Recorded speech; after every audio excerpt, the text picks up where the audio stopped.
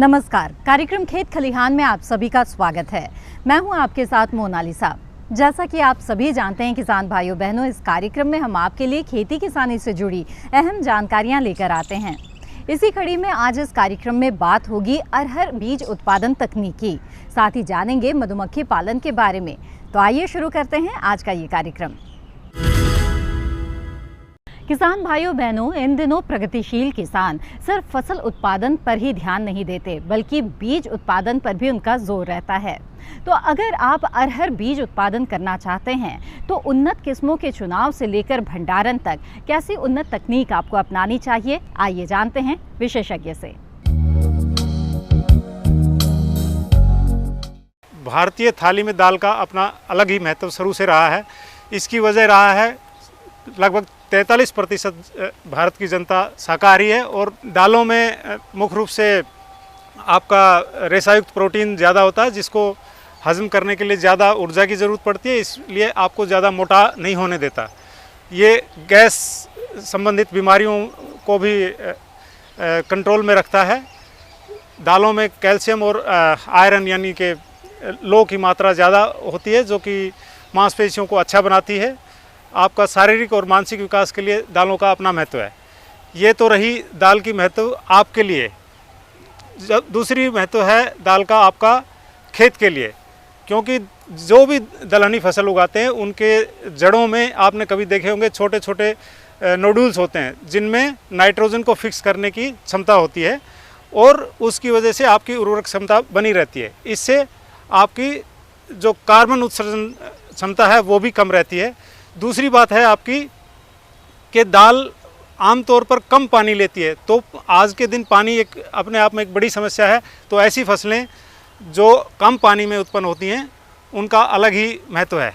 दालों का कम उत्पादन के मुख्यतः 3 कारण हैं। पहला कारण, दालें ऐसी ज़मीन पर, ऐसी भूमि पर उगाते हैं जहाँ पे या तो पानी की सुविधा नहीं है, बंजर भूमि है, बारानी क्षेत्र है, या दालें अपने आप में उनका पोटेंशियल ही कम होता है।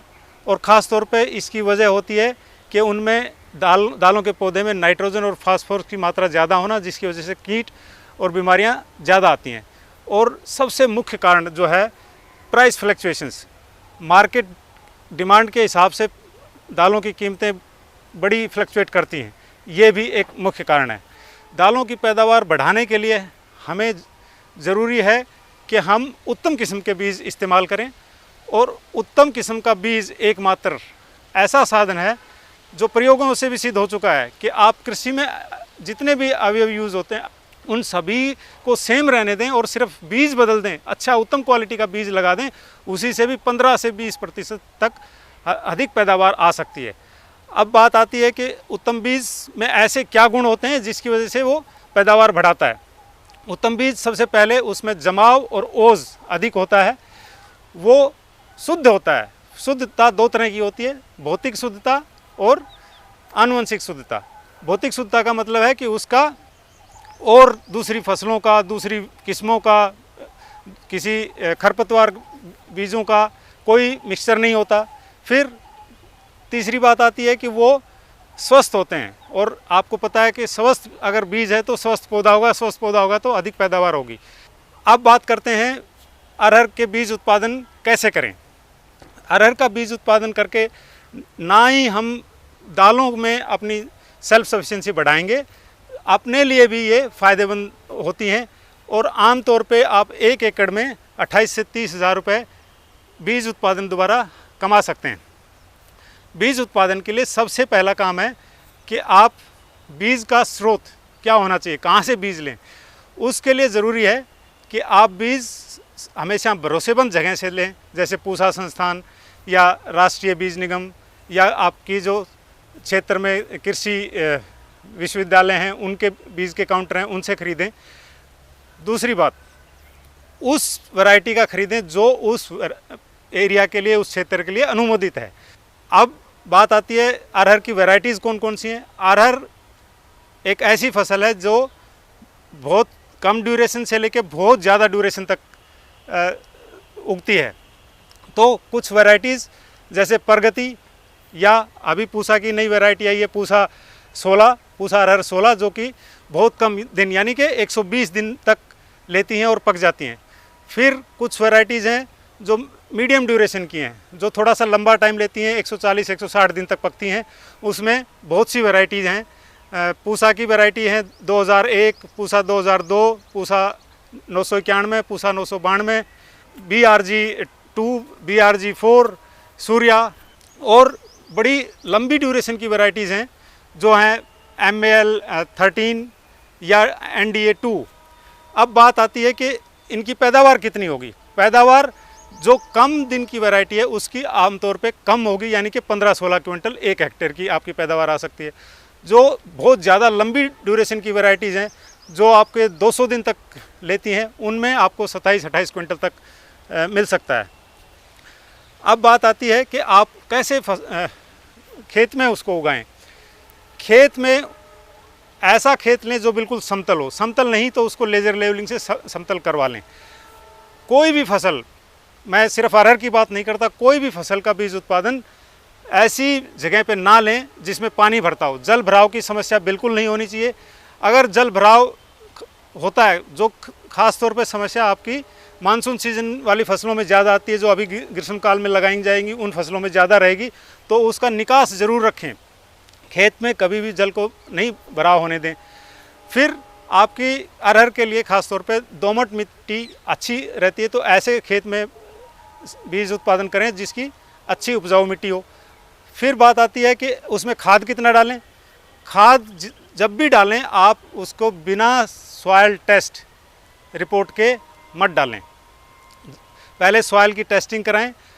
आमतौर पे जो आपकी दलहनी फसलें हैं उसमें नाइट्रोजन की मात्रा बहुत कम ज़रूरत पड़ती है। खाद की मात्रा ज़्यादा नहीं चाहिए किसी भी दलहनी फसल को। अगर हम अरहर की बात करें तो अरहर में अगर हम ये कहें कि 10 आपकी गाड़ी खाद, यानी कि लगभग आपका 6 क्विंटल खाद गोबर का सड़ा गला ज़रूरी डालना है, वो आपको बड़ा फ़ायदा पहुंचाता है। सिर्फ आपकी ज़मीन कोई अच्छा नहीं रखता, आपको फसल की पैदावार में, फसल के बढ़ाव में भी सहायता देता है। आपका नाइट्रोजन की मात्रा जो है सिर्फ 25 किलो की ज़रूरत पड़ती है 1 हेक्टेयर में। फास्फोरस की मात्रा 50 किलो से ज़्यादा की ज़रूरत नहीं पड़ती अरहर के लिए, और इसको आप बुआई के साथ ही डाल दें। और ध्यान रखें कि फास्फोरस को कम से कम बीज के साइड में डालें, बीज के साथ में नहीं डालें। अब बात आती है फसल को कीटों से बचाना। मैंने जैसे शुरुआत में बताया था कि नाइट्रोजन और फास्फोरस की मात्रा प्लांट में अधिक होने की वजह से कीट बहुत ज़्यादा आकर्षित होते हैं। और इसमें सबसे पहला, अगर हम एक प्रोफाइलेटिक ट्रीटमेंट जिसको कहते हैं कि बचाव के लिए, आप देखेंगे कि कोई भी कीट नहीं है, फिर भी मैं आपको कहता हूं कि डेसिस नाम की एक दवाई आती है, उसको आप 500 ml दवाई को 1 एकड़ के हिसाब से छिड़क दीजिए। कब छिड़कना है? जैसे ही आप देखें कि फूल आने के लिए जो डोडी बनी है उसी टाइम पे छिड़क दीजिए, चाहे कोई कीट है या नहीं है, उससे आपका फ्यूचर में बचाव हो जाएगा। फिर इसमें एक काला कीड़ा आता है जिसको हम ब्लिस्टर बीटल बोलते हैं। ब्लिस्टर बीटल का आमतौर पे हम, क्योंकि बहुत ज़्यादा नहीं आता और मोटा होता है, उसको पकड़ के और मार देना सजेस्ट करते हैं। फिर आता है एक मरुका, जो जाल जैसा बना देता है, बिल्कुल सफ़ेद छोटा सा कीड़ा होता है, और वो कीड़ा सबसे ज़्यादा जो नुकसान करता है वो फूलों को नुकसान करता है। और मान लो आपका, हमने कहा कि अर्ली टाइप की आपने वैरायटी लगाई और वो 120 दिन में पक जाएगी, मरुका आ गया, मरुका ने आपकी सारी की सारी जो है ना, पहला फ्लश जो आया फ्लावर का वो सारा खा लिया। तो एक नेचुरल टेंडेंसी होती है प्लांट को कि वो दोबारा से फिर फ्लावरिंग शुरू कर देता है, और वो जो आपकी फसल 120 दिन में तैयार होने वाली थी वो हो सकता है 140 दिन में जाके तैयार होगी। इसलिए मरुका को कंट्रोल करने के लिए कोराजिन दवाई है, उसको हम डालेंगे। फिर बात आती है फली छेदक, जो पोड बोरर के नाम से, ये बड़ा ही भयंकर तरह का कीड़ा है जो बहुत ज़्यादा नुकसान करता है अरहर में ख़ास तौर पे।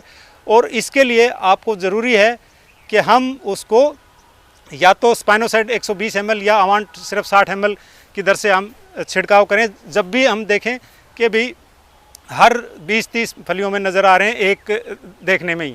तो वो बेसिकली आपका इकोनॉमिक थ्रेशोल्ड लेवल जिसको कहते हैं कि भाई एक दो है कोई बात नहीं, लेकिन वो बहुत जल्दी 3-4 दिन अगर आपने डिले कर दिया तो आपकी फसल में बहुत ज़्यादा नुकसान कर सकता है। फिर बात आती है, आप फसल को और अच्छा करने के लिए हम एक न्यूट्रिएंट का भी रिकमेंडेशन देते हैं कि आप एक न्यूफ्लॉक्स 4 नाम की एक दवाई आती है, उसको भी हम तीसरे सप्ताह से छठे सप्ताह तक अगर हम स्प्रे कर दें तो उससे भी आपके फसल में बढ़वार होगी। और एक बार जैसे मैंने बताया कि 40 से 45 दिन तक आपकी फसल एक बार ऊपर आ गई, फिर ये फसल किसी के काबू में नहीं आती, फिर बस आपको कीटों का ही ध्यान रखना है। अब बात आती है फसल की कटाई के टाइम पे। कटाई कभी भी आप देखिए कि 80 से 90% की जब फलियां आपकी गहरे भूरे रंग की या काली पड़ जाएं तो हम कहते हैं भाई ये मैच्योर हो गई है। और क्योंकि ज़्यादा देर तक छोड़ देंगे तो आपकी सटरिंग हो जाएगी, वो फलियां फट फट के और आपके सीड का नुकसान होगा। इसलिए सही समय पर कटाई ज़रूरी है। कटाई करते टाइम ये ज़रूर ध्यान रखिए कि आपने पेड़ को काट के कम से कम 8-10 दिन तक उसको एज सच खेत में छोड़ देना है सूखने के लिए, ताकि जो कोई बीज कच्चा है तो वो भी पक जाएगा उसी प्लांट के डंठल से रस लेके। अब बात आती है उसकी घाई करने के लिए थ्रेशर भी इस्तेमाल कर सकते हैं, लकड़ियों से भी पीट के कर सकते हैं। पर ये हमेशा ध्यान रखना ज़रूरी है कि घाई के लिए आपको थ्रेशर बिल्कुल साफ़ होना चाहिए, किसी दूसरी किस्म के साथ उसका मिक्सचर नहीं होना चाहिए। आप उसको एक बार घाई होने के बाद भी बीज को सुखाएं, और जब बीज में नमी की मात्रा 8 से 10% आ जाए उस टाइम पे आप उसको बोरों में भर के एक साफ वेंटिलेटेड और जिसमें नमी बिल्कुल ना हो, तापमान ज़्यादा ना रहे, ऐसे स्थान पे आप उसको संचय करें, स्टोर करें। और ख़ास तौर पे आप 15-20 दिन में एक बार ज़रूर देखते रहें कि कोई कीड़ा तो नहीं लगा है। अगर स्टोरेज में कीड़ा है तो उसके लिए भी आपको रोकथाम करने की आवश्यकता पड़ेगी। और ख़ास तौर पे आपको पता है कि ब्रुकिस जो सभी इन दालों में आता है, उसको रोकथाम करने के लिए हम फ्यूमिगेशन करते हैं, या आप देखते हैं कि उनको ये कीड़ा बेसिकली खेत से ही आपको इन्फेस्टेशन करता है। इसलिए आपको फ्यूमिगेशन, जैसे हम जिंक फास्फाइड की पहले टैबलेट आती थी, आजकल बंद हैं, अब पाउच में आता है। एक जिंक फास्फाइड की पाउच आपका लगभग 1 क्विंटल बीज के लिए काफ़ी रहता है। इस तरह से आप अच्छा बीज ना कि उत्पादन करेंगे, बट उसको किसानों को अवेलेबल करवाएंगे। तो अभी आपने जाना कैसे करें अरहर बीज उत्पादन। कार्यक्रम में फिलहाल वक्त है छोटे से ब्रेक का। ब्रेक के बाद बात होगी मधुमक्खी पालन की। बने रहें हमारे साथ। बीमारियों से कैसे बचेगी फसल, मवेशियों की मुश्किलों का क्या है हल, कहां से लाएं बीज, कितनी लगेगी खाद, किसानों के हर फोन का विशेषज्ञ देंगे जवाब। देखिए हेलो किसान लाइव सोमवार से शुक्रवार शाम 6 बजे।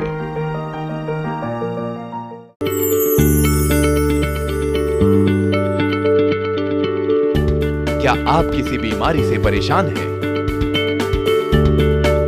चाहते हैं डॉक्टर की सलाह? तो हम हैं आपके साथ, बताएंगे आपको जीने की राह।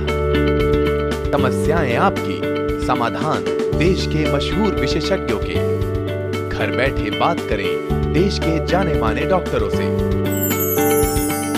हमारे लाइव प्रोग्राम स्वस्थ किसान में हर शनिवार शाम 6 बजे से 7 बजे तक। 50 साल से लगातार कृषि दर्शन है आपके साथ। खेती की नई तकनीकों से लेकर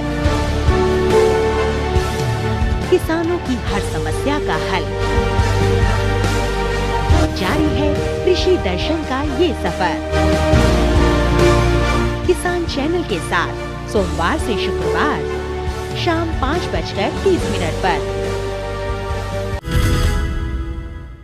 ब्रेक के बाद आप सभी का फिर से स्वागत है। आप देख रहे हैं खेत खलिहान। किसान भाइयों बहनों, मधुमक्खी पालन तेजी से उभरता हुआ व्यवसाय है, जिसके साथ जुड़कर आप भी अतिरिक्त आमदनी प्राप्त कर सकते हैं। आइए जानते हैं मधुमक्खी पालन के महत्व के बारे में, और साथ ही अच्छा मुनाफा हासिल करने के लिए कैसे करें मधुमक्खी पालन।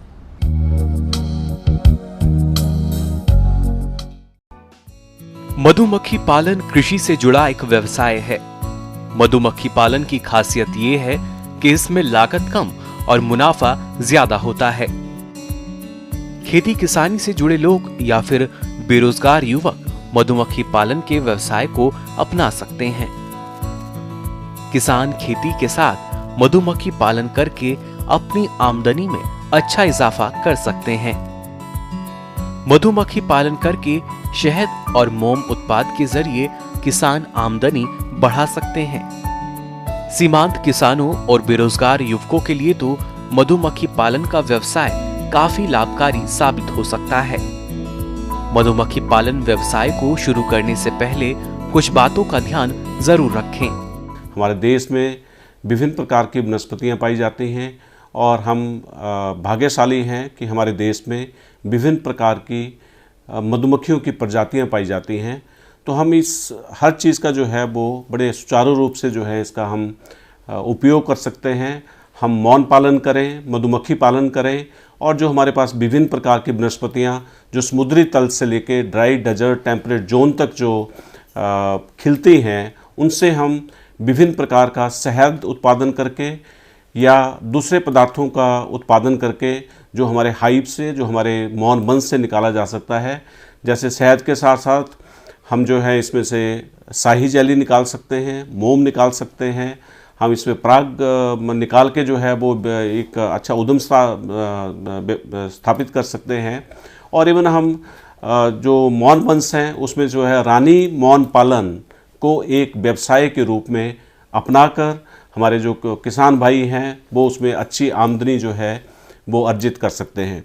इन मौन वंश से क्या निकलता है, जैसे शहद निकला, दूसरे पदार्थ निकले, उसके साथ साथ आजकल ये बहुत ज़रूरी है, आवश्यक है कि हम मधुमक्खियों को या इन परागण सहायक जो कीट हैं उनको हम अपने खेतों में रखें, हम अपनी फसलों पे रखें, अपने बागीचों में रखें, ताकि हम फसल की जो है वो उत्पादकता, उससे विभिन्न फसलों की उत्पादकता हम उससे बढ़ा सकें। क्योंकि ये बहुत अनिवार्य है। जैसे हम दूसरी एग्रोनॉमिक प्रैक्टिसेस जो है वो अडॉप्ट करते हैं, उसके साथ साथ जो फसलों का जो परागकण है, जो परागकण की प्रक्रिया है, उसको परिपूर्ण करने के लिए हमें जो है इन मौन वंशों की, इन मधुमक्खियों की और दूसरे जो प्राकृतिक जो हमारे जो कीट पतंगे हैं उनकी ज़रूरत पड़ती है। क्योंकि ये जो है एक एजेंट का काम करते हैं और एक जगह से दूसरी जगह जो है वो नर भाग से मादा भाग तक जो है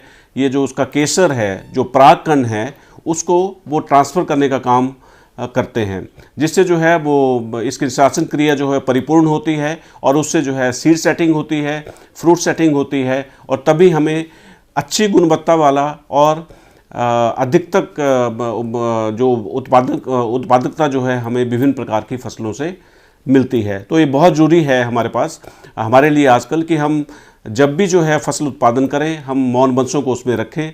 तो हमें शहद के साथ साथ ये दूसरे जो मौन वंश के पदार्थ हैं उसके साथ साथ हमें जो है इसमें किसान भाइयों को हमें जो है फसल में बढ़ोतरी मिलेगी और इसका सिर्फ फ़ायदा है और इसका कोई लॉस नहीं है।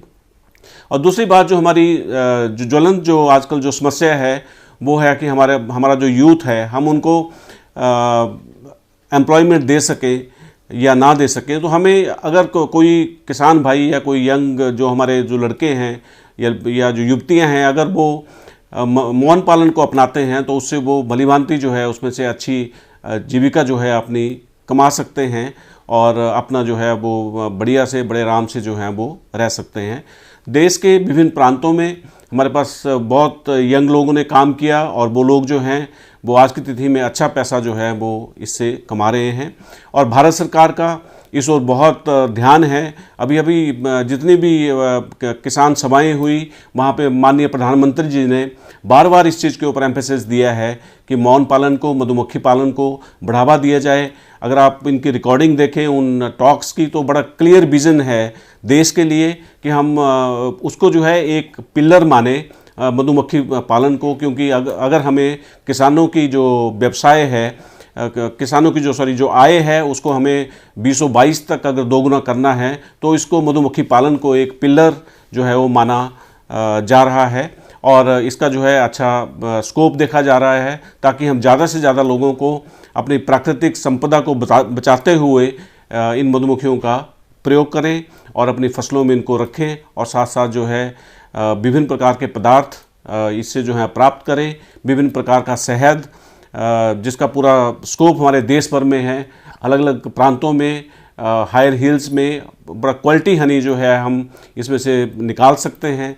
हम ऑर्गेनिक हनी का प्रोडक्शन कर सकते हैं, ऑर्गेनिक फार्म्स पे मधुमक्खियों को रख के हम ऑर्गेनिक हनी निकाल सकते हैं, जिसका काफ़ी ज़्यादा एक्सपोर्ट का पोटेंशियल रहेगा, और हमारे किसान भाई जो हैं अपनी इनकम जो है वो काफ़ी कई गुना जो है इससे कर सकते हैं।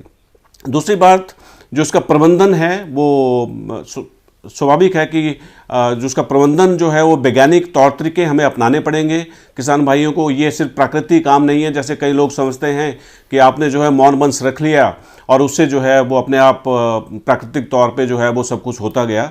लेकिन मौन पालन भी एक वैज्ञानिक तौर तरीके से आपको अपनाना पड़ेगा, तभी आप गुणवत्ता वाला शहद उसमें निकाल सकते हैं। आपको पता होना चाहिए कि किस समय जो है मौन वंश की संख्या कितनी हो, तभी जो है आप पूरा जो है उत्पादन उससे ले सकते हैं।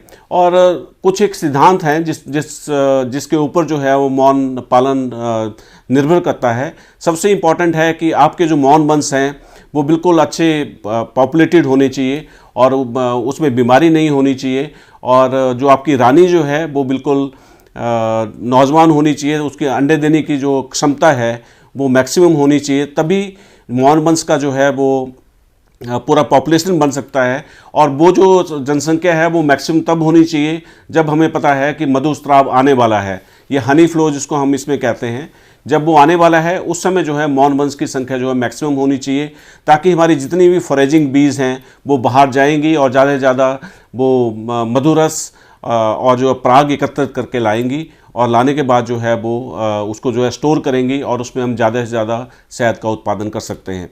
अब जब प्रजातियों की बात करते हैं तो हमारे पास जो है 4 किस्म की प्रजातियां हैं, जिसमें एपिस मेलिफेरा है जो हमने बाहर से जो है उसको इंपोर्ट किया गया है, और एपिस राना है जो हमारी देसी मधुमक्खी वो पहाड़ी क्षेत्रों में भी होती है और हमारे जो मैदानी क्षेत्र हैं उसमें भी पाई जाती है।